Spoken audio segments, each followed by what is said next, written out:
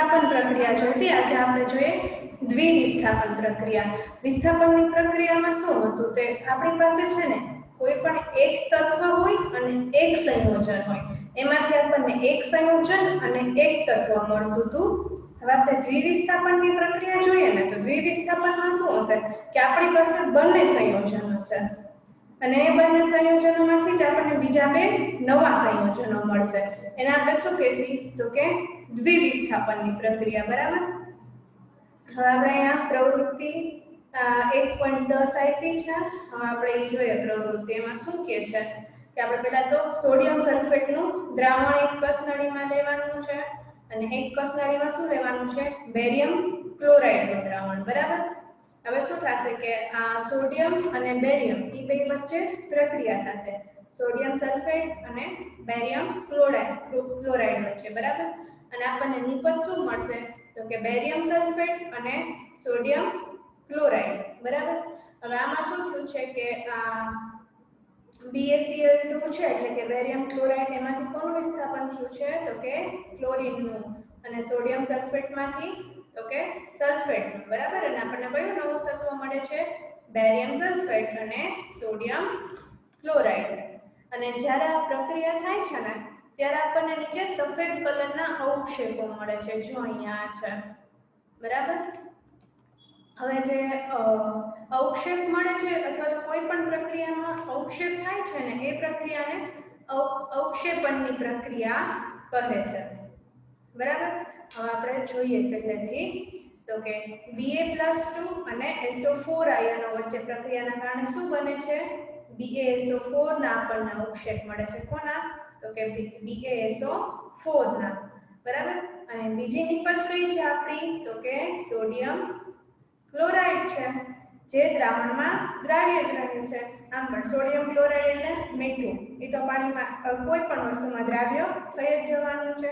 અને આવી પ્રક્રિયાઓ કે જેમાં પ્રક્રિયકો અને આયનો વચ્ચેની આપ-લે થતી હોય તેને દ્વિવિસ્થાપનની પ્રક્રિયા કહે છે. પણ જો આપણે આગળની જે વિસ્થાપન જોઈએ ને એમાં નામ આપણે એટલો તફાવત યાદ રાખવાનો કે જ્યારે આપણને વિસ્થાપનની પ્રક્રિયા કીધી હોય ત્યારે આપણી પાસે શું હોય એક તત્વ હોય અને એક સંયોજન હોય. બરાબર. આ બંનેની પ્રક્રિયા થઈ આપણને પાછું શું મળે તો કે એક સંયોજન મળે અને એક તત્વ મળે. બરાબર. આ થઈ ખાલી વિસ્થાપનની પ્રક્રિયા. જ્યારે દ્વિવિસ્થાપનમાં શું થશે આપણી પાસે બંને સંયોજનો હોય અને પ્રક્રિયા થઈને આપણને શું મળશે તો કે બંને સંયોજનો મળશે. એટલા માટે આપણે આને દ્વિવિસ્થાપન કહીએ છીએ કેમ કે બે સંયોજનોની પ્રક્રિયા થાય છે ને એટલા માટે. હવે અહીંયા જોઈએ કે પાણીમાં અદ્રાવ્ય હોય તેવા સફેદ પદાર્થનું નિર્માણ થાય છે તેને શું કહે છે અવક્ષેપ. બરાબર. આપણને કોના અવક્ષેપ મળ્યા છે BaSO4 ના. બરાબર. અને જે પ્રક્રિયામાં અવક્ષેપ ઉત્પન્ન થાય એવી પ્રક્રિયાને અવક્ષેપણની પ્રક્રિયા કહે છે. ચલો હવે આગળ જોઈએ તો કે ઓક્સિડેશન અને રિડક્શન. જો હું તમને ઓક્સિડેશન અને રિડક્શન ને પહેલા આપણે શું કહી શકીએ તો કે રેડોક્સ પ્રક્રિયા. શું રેડોક્સ પ્રક્રિયા. અને હું તમને સાદી ભાષામાં સમજાવી દઉં ને ઓક્સિડેશન અને રિડક્શન ને તો કે શું તો કે કોઈ પણ તત્વ હોય ને તેનું ઓક્સિડેશન થયું ક્યારે કહેવાય તો કે ઓક્સિજન મેળવે અથવા તો હાઇડ્રોજન ગુમાવે. બરાબર. હાઇડ્રોજન ગુમાવે. આને શું કહેવાય ઓક્સિડેશનની પ્રક્રિયા થઈ કહેવાય. બરાબર. અને રિડક્શનની પ્રક્રિયા ક્યારે થઈ કહેવાય હાઇડ્રોજન મેળવે અથવા ઓક્સિજન ગુમાવે. તો હાઇડ્રોજન મેળવે અથવા તો ઓક્સિજન ગુમાવે. બરાબર. બરાબર ને. હવે આપણે એક પ્રવૃત્તિ છે એમાં શું કીધું છે આપણને તો કે કોપરનો ભૂકો લેવાનો છે અને એને શું કરવાનું છે ગરમ કરવાનું છે. જ્યારે આપણે કોપરના ભૂકાને ગરમ કરશે ને એટલે કોપરની સપાટી જેનો ભૂકો છે ને કેવા રંગનું પડ થઈ જશે તો કે કાળા કાળા રંગનું પડ જામી જાય છે, બરાબર. હવે આવું શું કામે થાય છે તો કે કોપરમાં ઓક્સિજન ઉમેરાઈને કોપર ઓક્સાઇડ બને છે, બરાબર. એટલે કે કોપરનું શું થાય છે ઓક્સિડેશન. શું થયું કોપરનું ઓક્સિડેશન. એટલા માટે આવું થાય છે કે કોપરનું કેવું ઉપર આવરણ જામી જાય છે તો કે કાળા રંગનું આવરણ જામી જાય છે. હવે એના પછી જોઈએ કે આપણને જે આગળની પ્રક્રિયામાં કોપર ઓક્સાઇડ મળ્યું હતું ને કોપરનું ઓક્સિડેશન થઈને, હવે એને આપણે પાછું એમાં શું કરશું કે એના ઉપરથી હાઇડ્રોજન વાયુ પસાર કરશે, બરાબર. તો આપણે એની ઉપર હાઇડ્રોજન વાયુ પસાર કરશી તો શું થશે તો કે કોપરનું થશે રિડક્શન. શું કામ એમ તો કે ઈ ઓક્સિજન ગુમાવશે અને હાઇડ્રોજનનું શું થશે તો કે ઓક્સિડેશન. તો કે શું કામ એને તો કે ઈ ઓક્સિજન મેળવે છે. જો અહીંયા છે આ કોપર છે એને ઓક્સિજન ગુમાવી દીધો, બરાબર. તો એનું શું થયું રિડક્શન. અને હાઇડ્રોજન છે એના શું થયું એને ઓક્સિજન મેળવીને શું બની ગયું H2O. તો એનું શું થયું ઓક્સિડેશન થયું, બરાબર. સમજાઈ ગયું ને.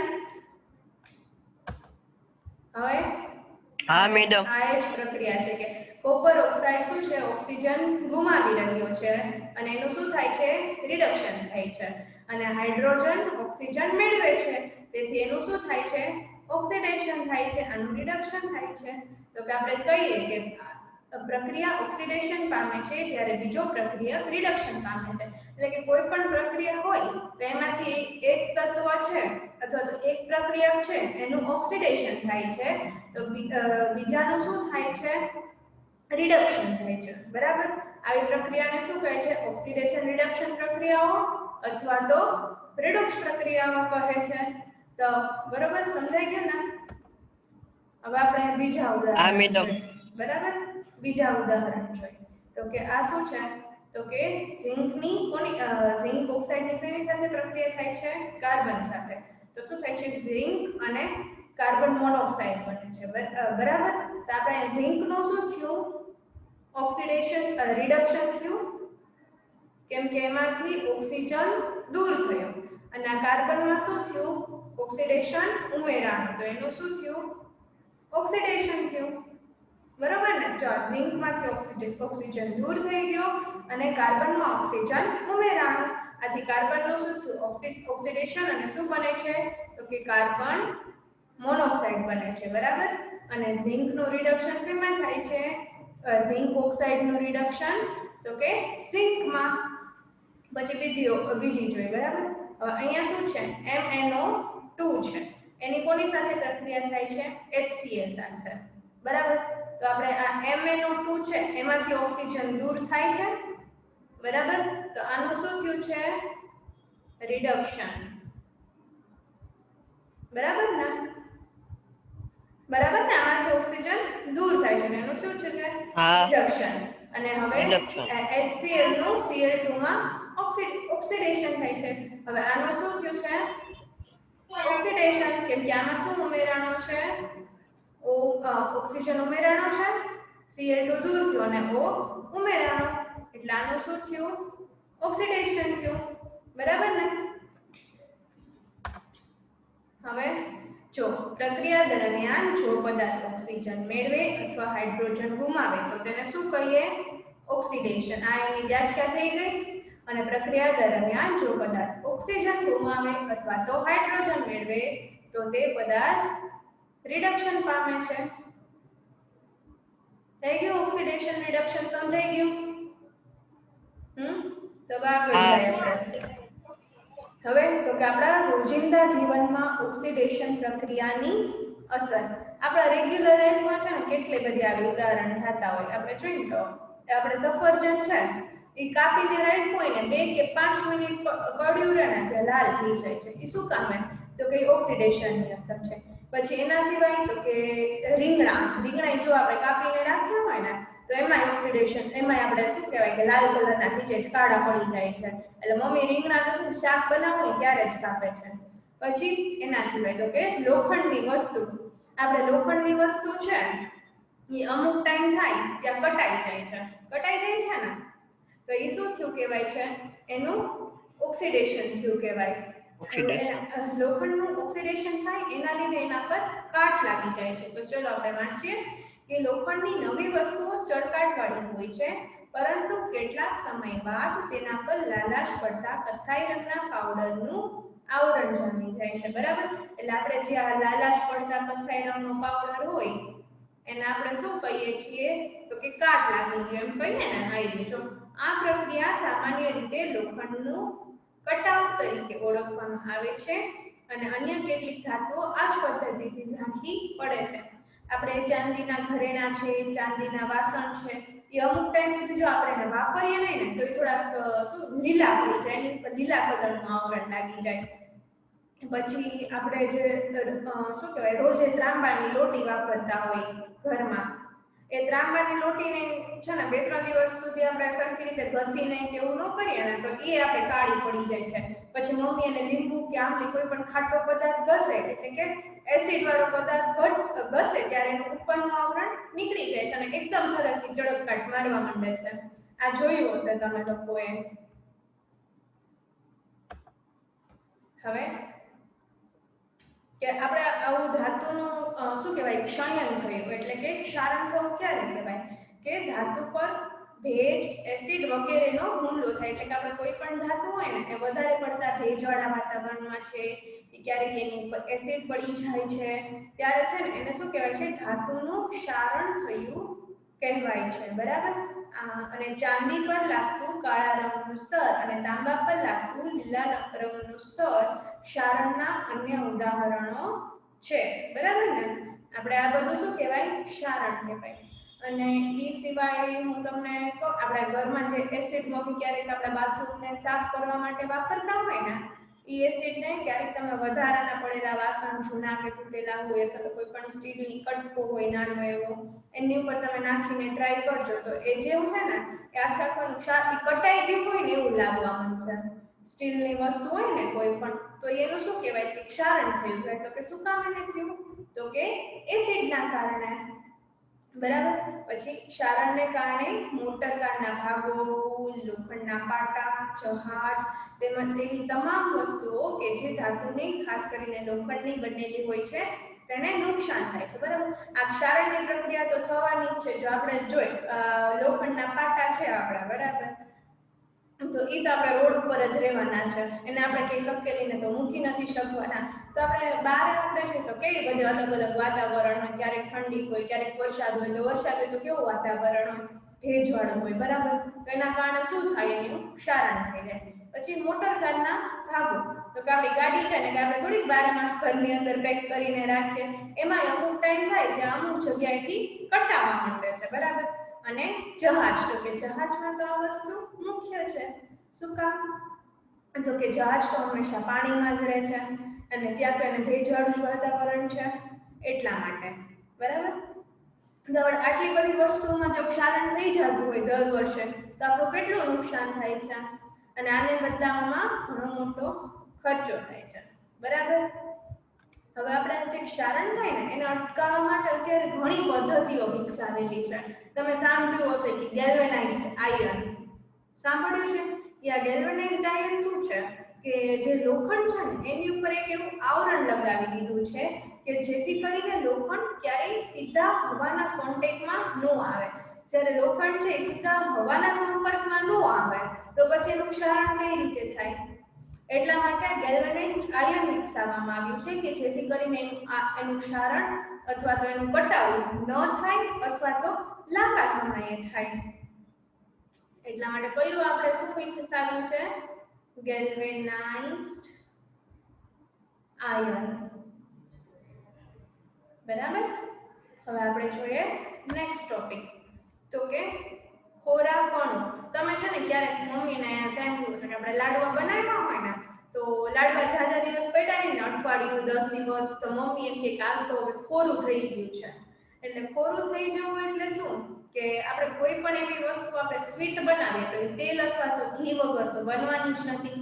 અને આપણે તેલ અને ઘી ઉમેરીએ તો એ શું થયું, એક જાતની ચરબી થઈ, ફેટ થઈ. બરાબર, એનું ઓક્સિડેશન થાય. શું થાય? એનું ઓક્સિડેશન થાય એટલે કે એની અંદર ઓક્સિજન ઉમેરાય છે અથવા તો હાઇડ્રોજન દૂર થાય છે ત્યારે કેવું થઈ જાય છે તો કે ખોરું થઈ જાય છે અને તેની વાસ અને સ્વાદ બદલાઈ જાય છે. ક્યારેક છે ને ટ્રાય કરજો ઘરે સ્વીટ બનાવેલી હોય ને કોઈ પણ એને અઠવાડિયા કે 10 દિવસ સુધી એમને બહાર એક ડબ્બીમાં રહેવા દેજો એટલે એનો ટેસ્ટ છે ને સાવ ચેન્જ થઈ જશે. ઓરિજિનલ ટેસ્ટ હશે ને એના કરતા. બરાબર. હવે કે સામાન્ય રીતે ચરબીયુક્ત તેમજ તૈલીય ખોરાકમાં ઓક્સિડેશનનો પ્રતિકાર કરે તેવા પદાર્થો ઉમેરવામાં આવે છે એટલે કે એન્ટીઓક્સિડન્ટ ઉમેરવામાં આવે છે. પછી આપણે જે બહારથી બધી વસ્તુઓ લઈ પેકિંગની બરાબર. હવે એ લોકોને જો પેકિંગ એનું 8 કે 10 દિવસમાં બગડી જાય તો પછી એને મોંઘું પડી જાય ને દુકાનવાળાઓને એટલે એ લોકો અંદર છે ને એવા બધા રસાયણો ઉમેરે કે જેથી 8 થી 10 દિવસ સુધી તો શું લાંબા સમય સુધી છે ને એનો ખોરાક બગડે નહીં એટલા માટે. અને પછી કે હવાચુસ્ત બંધ પાત્રમાં રાખવાથી ખોરાકનું ઓક્સિડેશન ધીમું થાય છે. આપણે કોઈ પણ વસ્તુ બહારથી લઈ તો એ કેટલી મસ્ત એરટાઇટ સીલ કરેલી હોય એટલી સરસ રીતે જો આપણે એને પેક કરીને તો તેનું ઓક્સિડેશન ઓછું થાય છે. અને આપણે જે ચિપ્સ ખાઈએ એટલે બાલાજીની ને બધી વેફર્સ ખાઈએ તો એમાં શું હોય તો કે નાઇટ્રોજન વાયુ ભરેલો હોય છે. નાઇટ્રોજન કેવો વાયુ છે તો કે નિષ્ક્રિય વાયુ છે. બહુ વધારે પ્રક્રિયા નહીં કરે એટલે જો અંદર નિષ્ક્રિય વાયુ ભરેલો છે તો ચિપ્સની અંદરના તેલનું કોની સાથે તેલનું ઓક્સિડેશન નહીં થાય એટલે એનો ટેસ્ટ બદલશે નહીં. બરોબર. સમજાઈ ગયું? હેલો. હા. ચલો હવે આ ચેપ્ટરમાં કોઈને કઈ ડાઉટ?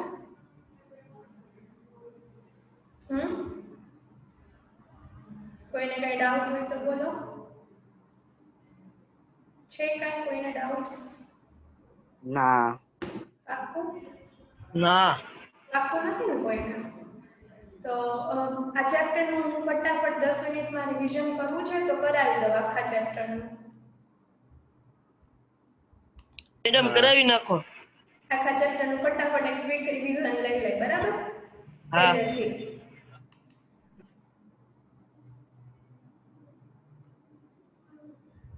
એક જ મિનિટ હો પહેલી સ્લાઇડથી લઈ લો.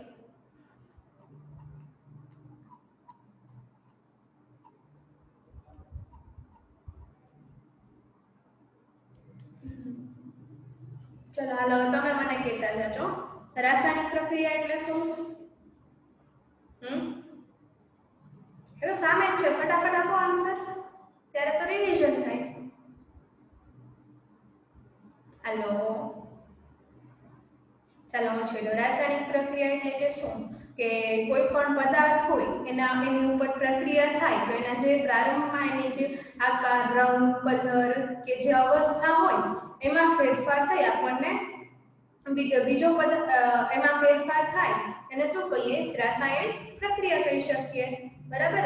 જ્યારે રાસાયણિક ફેરફાર થાય ત્યારે આપણે શું કહી શકીએ કે રાસાયણિક પ્રક્રિયા થઈ.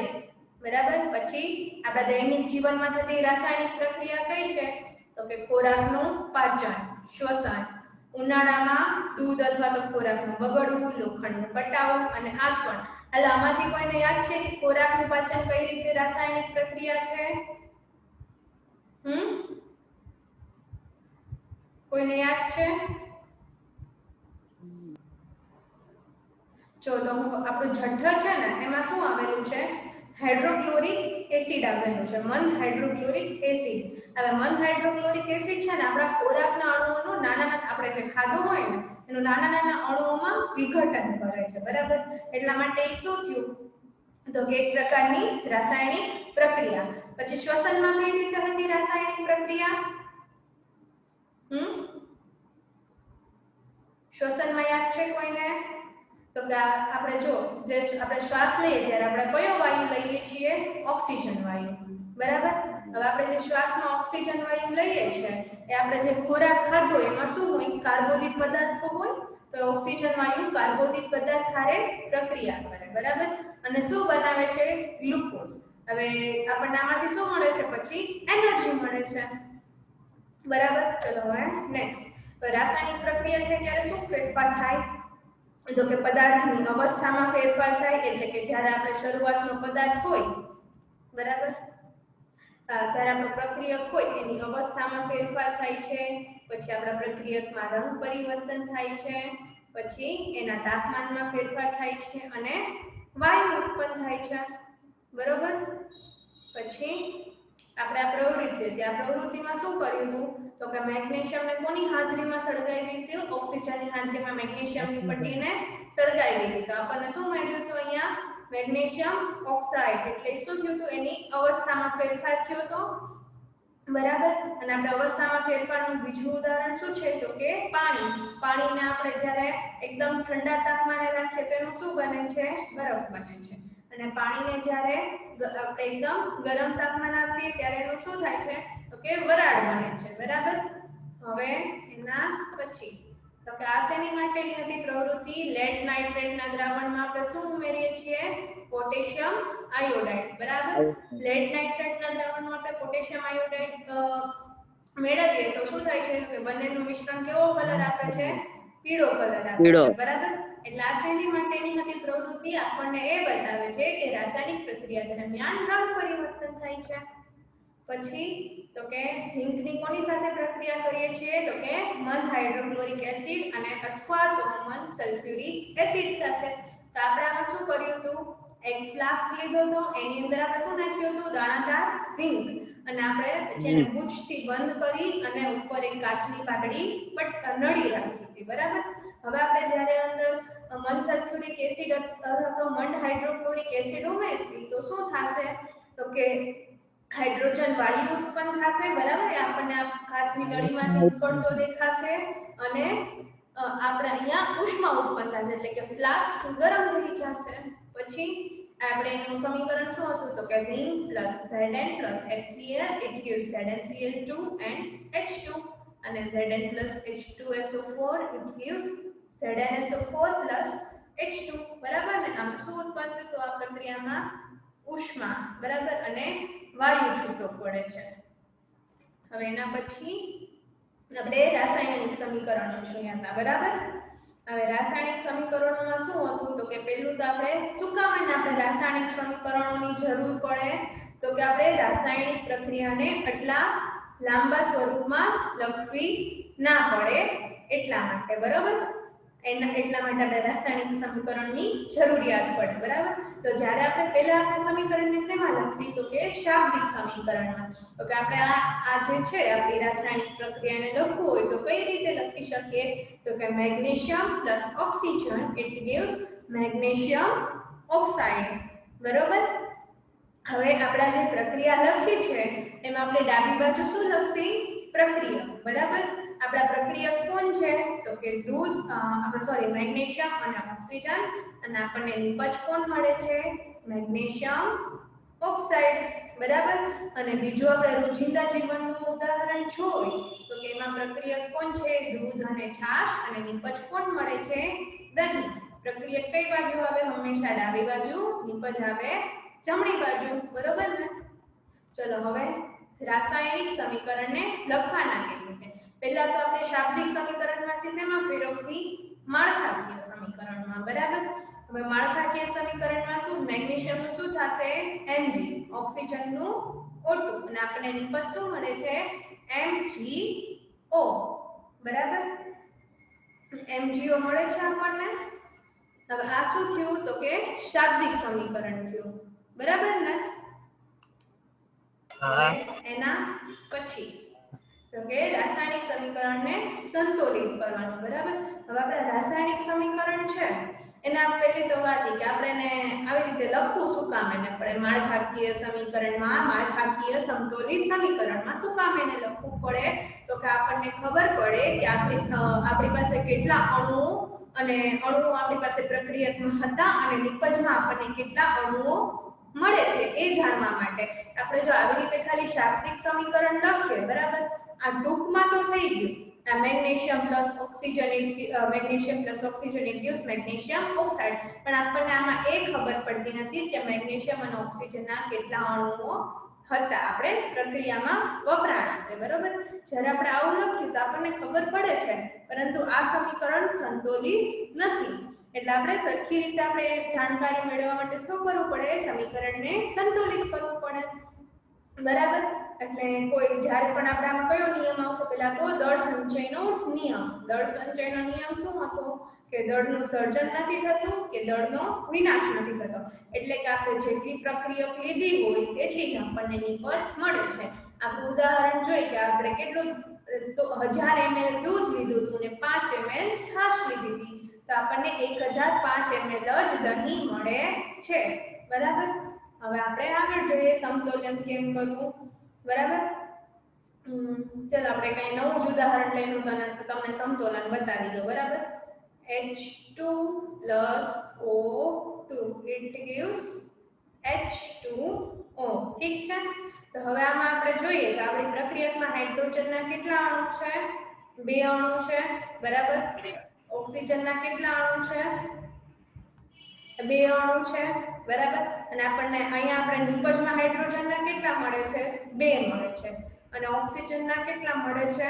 1 મળે છે. તો આ સંતુલિત થયું તો કે નહીં.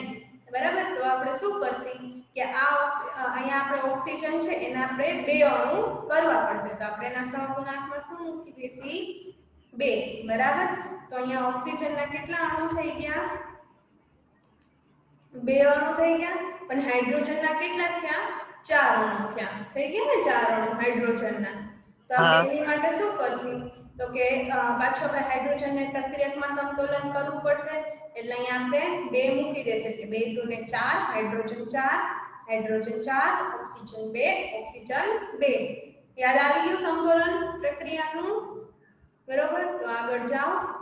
આ સમતોલન છે. આમાં આપણે શું કર્યું છે તો કે આપણે નિપજમાં આયન કેટલા છે? પ્રક્રિયકમાં આયન કેટલા છે? 1. બરાબર. આપણી નિપજમાં કેટલા આયન મળે છે? 3. પછી આપણી પ્રક્રિયકમાં હાઇડ્રોજન કેટલા છે? 2. આપણને નિપજમાં કેટલા મળે છે? 2. બરાબર. પછી ઓક્સિજન કેટલા છે? 1. નિપજમાં કેટલા મળે છે? 4. તો પહેલા તો આપણે કોને સમતોલિત કરશી? આયનને. બરાબર. તો આયનને સમતોલિત કરવા પ્રક્રિયકમાં શું મૂકશે? એના સહગુણાંકમાં 3 મૂકશે. બરાબર. પછી તો કે અહીંયા H2O ક્યાં ગયું આપણું?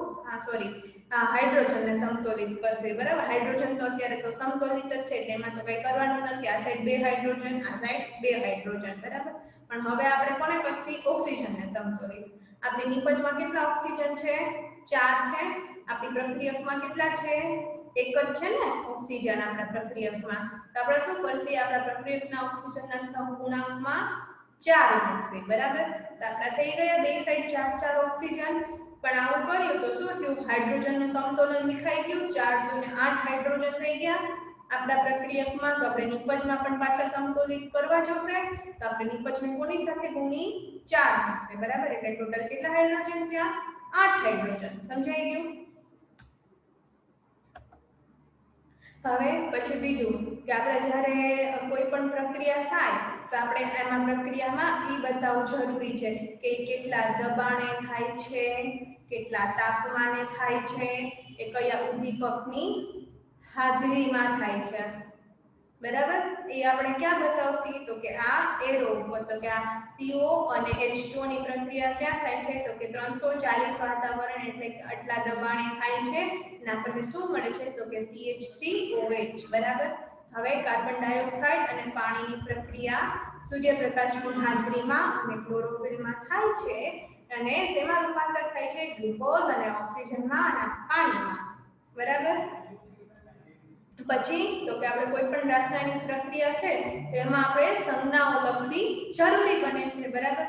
તો કે ઘન, પ્રવાહી, વાયુ અને જલીય દ્રાવણ. જેના આમાં હું એક ઉદાહરણ આપીને બતાવી દઉં. H2 plus O2 it gives H2O. બરાબર. H2 oxygen 2 oxygen 1. તો અહીંયા ઓક્સિજનને સંતુલિત કર્યા તો હાઇડ્રોજન 4 થઈ ગયા.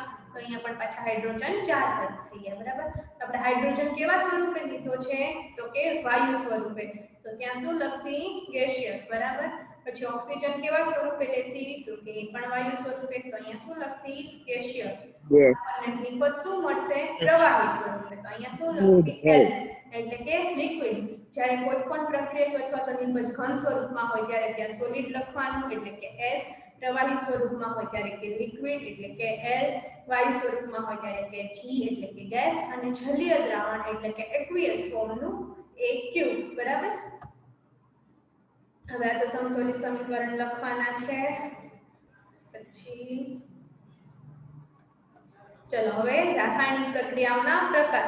હાલો જોઈએ મને રાસાયણિક પ્રક્રિયા આપણે કેટલા પ્રકારની કરી મને કયો જોઈએ આખા ચેપ્ટરમાં? સંયોગીકરણ પ્રક્રિયા, ચલો સંયોગીકરણ, પછી વિઘટન પ્રક્રિયા, ઓકે વિઘટન પ્રક્રિયા, પછી વિસ્થાપન વિસ્થાપન, અને પછી દ્વિવિસ્થાપન. વિસ્થાપન. બરાબર. હવે આ પ્રક્રિયામાં શું થતું હતું આ બધી પ્રક્રિયાઓમાં? હાલો આગળ જોઈએ. બરાબર. વધુ પ્રક્રિયકોમાંથી એક જ નિપજ મળતી હતી. સંયોગીકરણમાં શું હતું તો કે બે કે એક જ તેથી નિપજ. વધુ પ્રક્રિયકો અને આપણને કેટલી નિપજ મળતી હતી? એક એક જ. નિપજ. બરાબર. એ કઈ પ્રક્રિયા હતી? સંયોગીકરણની. પછી તો કે આપણે એના ઉદાહરણ કયા કયા લીધા હતા? તો કે કોલસાનું સળગવું, એમાંથી શું બનતું હતું? Carbon dioxide. અને પછી H2 અને O2 માંથી શું બનતું હતું? પાણી. અહીંયા પણ કેટલી નિપજ છે? 2. આલા પ્રક્રિયક કેટલા છે? 2. નિપજ કેટલી મળે છે? તો કે 1. બરોબર. હવે છોકરાઓ હમણાં છે ને આપણી આ મીટિંગ ઓવર થઈ જશે 2-3 મિનિટમાં. તો પાછા રીજોઈન થઈ જાવ. હું આને એન્ડ કરું છું. ઓકે. ઓકે. હા મેડમ. હાલ આપણા સંયોગીકરણમાં શું હતું તો કે એક પ્રક્રિયક હતો અને આપણને નિપજ કેટલી મળતી હતી? એક કરતા વધારે નિપજ મળતી હતી. એક કરતા વધારે પ્રક્રિયક અને એક નિપજ. એ આપણી શું હતી? સંયોગીકરણની પ્રક્રિયા. પછી તો કે આપણને કેલ્શિયમ હાઇડ્રોક્સાઇડ. બરાબર. કેલ્શિયમ હાઇડ્રોક્સાઇડ એટલે કે આપણે જે ઓલો ફોડેલો ચૂર્ણો મળે છે બરાબર, એની આપણે કોની દિવાલ ઉપર લગાવશે એટલે દિવાલ ઉપર દોડશે. બરાબર. એના માટે ઉપયોગ કરીએ તો આપણે 2-3 દિવસ થાય તો એ કોની સાથે પ્રક્રિયા કરશે તો કે કાર્બન ડાયોક્સાઇડ. અને આપણને નિપજમાં શું મળશે તો કે કેલ્શિયમ કાર્બોનેટ. કેલ્શિયમ કાર્બોનેટનું રાસાયણિક સૂત્ર કોના રાસાયણિક સૂત્ર જેવું છે તો કે આરસ પમાનના રાસાયણિક સૂત્ર જેવું છે. બરાબર. પછી ઉષ્માક્ષેપક પ્રક્રિયા. તો કે કોઈ પણ રાસાયણિક પ્રક્રિયા દરમિયાન શું ઉત્પન્ન થાય? ઉષ્મા ઉત્પન્ન થાય. એને શું કહીએ તો કે ઉષ્માક્ષેપક પ્રક્રિયા. બરાબર.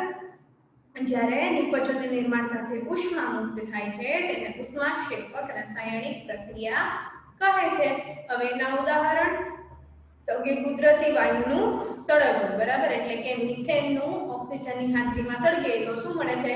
કાર્બન ડાયોક્સાઇડ અને H2O એટલે કે પાણી. પછી શ્વસન તો કે ગ્લુકોઝ અને ઓક્સિજનની પ્રક્રિયા થઈને શું મળે છે?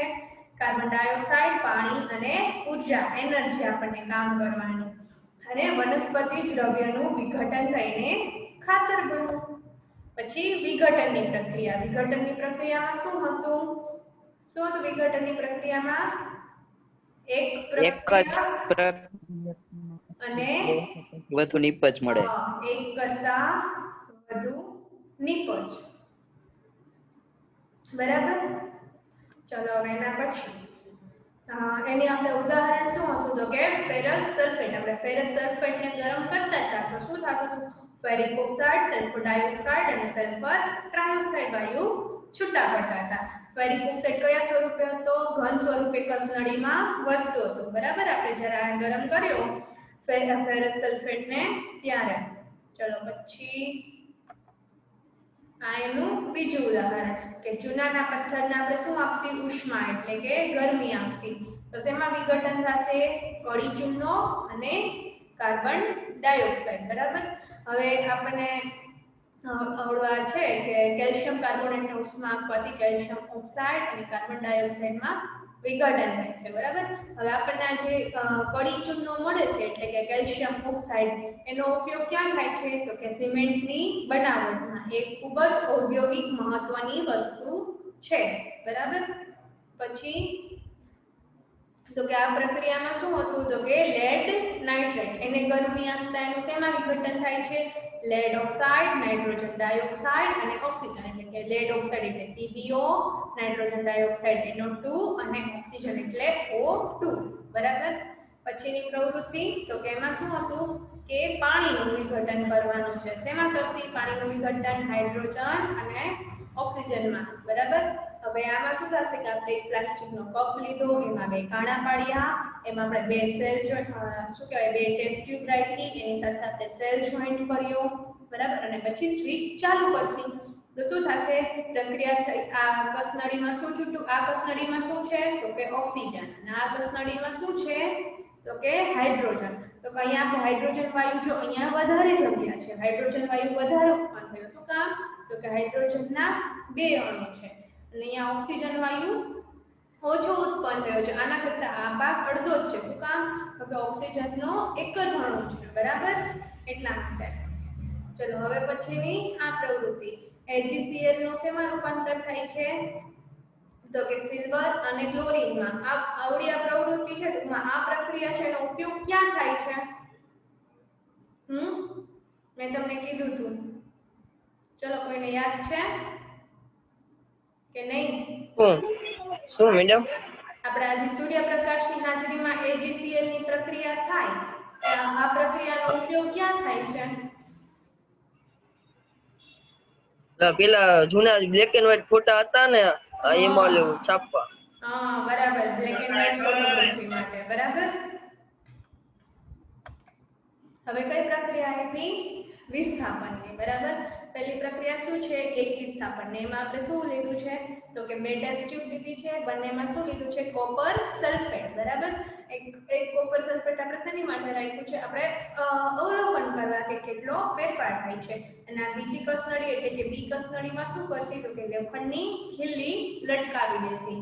એનાથી શું થાય છે તો કે આપણે જે આ કોપર સલ્ફેટ છે લોખંડની ખીલી વાળો એનો રંગ ઝાંખો ભૂરો થઈ જાય છે. બરાબર.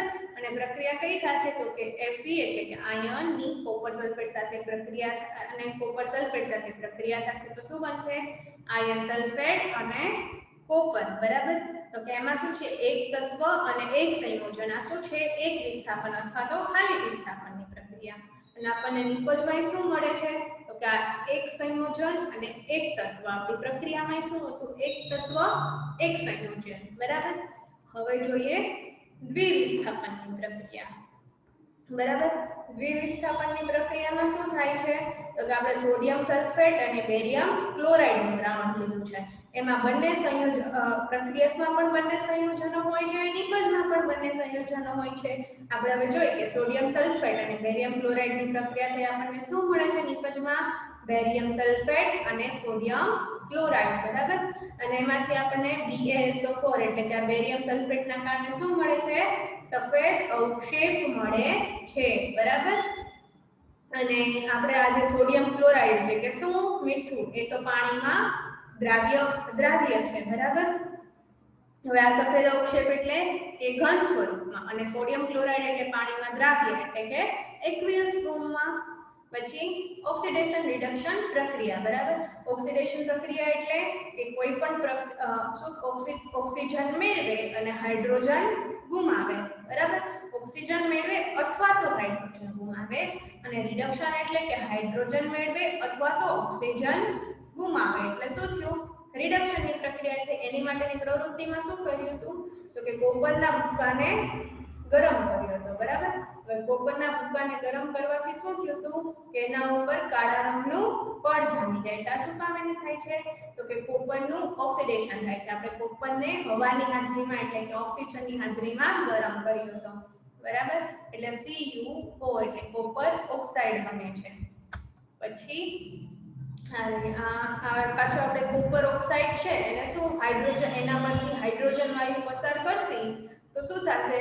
ઉષ્મા ઉત્પન્ન થશે. બરાબર. અને કોપર અને H2O બનશે. તો એમાં શું થયું કે હાઇડ્રોજન છે એનું શું થઈ ગયું? ઓક્સિડેશન. કેમ કે એમાં ઓક્સિજન ઉમેરાયું. અને કોપરનું શું થઈ ગયું તો કે રિડક્શન. એમાંથી ઓક્સિજન દૂર થઈ ગયું.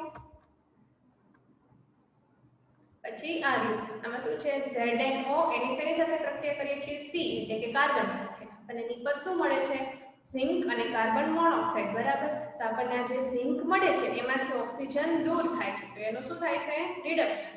અને કાર્બનમાં ઓક્સિજન ઉમેરાય છે તો એનું શું થાય છે? ઓક્સિડેશન. પછી MnO2 એની કોની સાથે પ્રક્રિયા થાય છે HCl સાથે બરાબર તો શું થાય છે MnO2 નું શું થાય છે રિડક્શન શું કામે તો કે એમાંથી ઓક્સિજન દૂર થાય છે અને આ હાઇડ્રોજન રિડક્શન થાય છે Mn નું એમાંથી ઓક્સિજન દૂર થઈ અને MnCl2 બને છે અને HCl છે એમાં શું ઉમેરાય છે એના હાઇડ્રોજનમાં ઓક્સિજન એટલે એનું શું થાય છે ઓક્સિડેશન થાય છે બરાબર હવે ઓક્સિડેશન અને રિડક્શન ની વ્યાખ્યા કે ઓક્સિજન મેળવે હાઇડ્રોજન ગુમાવે એટલે ઓક્સિડેશન અને શું કહેવાય પદાર્થ ઓક્સિજન ગુમાવે અને હાઇડ્રોજન મેળવે એટલે રિડક્શન અને આ પ્રક્રિયાને ટૂંકમાં શું કહેવાય રેડોક્સ પ્રક્રિયાઓ પછી તો કે રોજિંદા જીવનમાં તો કે પહેલી તો કઈ તો કે ફળો અથવા તો શાકભાજીનું લાલ થઈ જવું બરાબર એ સિવાય તો કે લોખંડ ઉપર આપણે કથ્થાઈ રંગનું આવરણ જામે એ શું છે લોખંડનું કટાવું બરાબર એ શું છે એક ઓક્સિડેશન પ્રક્રિયા છે પછી તો કે ભેજ એસિડ આ બધાને કોઈ પણ ધાતુ હારે થાય અસર તો એનું શું થાય છે તો કે ક્ષારણ થાય છે બરાબર અને એના બીજા ઉદાહરણ તો કે ચાંદી અને તાંબા બરાબર એના પર શું કાળા અને લીલા રંગનું સ્તર જામી જાય છે બરાબર અને ઓક્સિડેશન પ્રક્રિયાના લીધે આપણને શેમાં નુકસાની થાય છે તો કે મોટરકારના ભાગ પછી પુલ લોખંડના પાટા આ બધી વસ્તુઓ છે એમાં આપણે કાટ લાગે છે આથી આપણને ઘણી બધી નુકસાની થાય છે લોખંડ બદલાવામાં પરંતુ હવે અત્યારે આપણે સોલ્યુશન શું છે ગેલ્વેનાઇઝ્ડ આયનનો બધા વપરાશ કરે છે એની ઉપર એક ગેલ્વેનાઇઝ્ડ રૂપાંતરનું આવરણ હોય છે જેથી કરીને હવાના સંપર્કમાં સીધું આવતું નથી બરોબર ને હવે ખોરાકણું બરાબર એટલે કે ચરબીનું ઓક્સિડેશન થાય ત્યારે શું થઈ જાય છે ખોરું થઈ જાય છે અને એમાં શું થાય છે વાસ આવે છે બરાબર અને સામાન્ય રીતે ચરબીયુક્ત આપણે જ્યારે આવા ફેટી એસિડ વાળા અથવા તો ચરબીયુક્ત પદાર્થ હોય એમાં ઓક્સિડેશન ન થાય એટલે એમાં શું ઉમેરવામાં આવે છે તો કે એન્ટીઓક્સિડન્ટ ઉમેરવામાં આવે છે બરોબર અને હવાચુસ્ત બંધ પાત્રમાં ખોરાક રાખીએ તો શું થાય એનું ઓક્સિડેશન ધીમું થાય છે અને જ્યારે આપણે વેફર્સ લઈ તો એમાં શું ઉમેરેલું હોય છે તો કે નાઇટ્રોજન વાયુ જો આ MCQ માં પૂછાય છે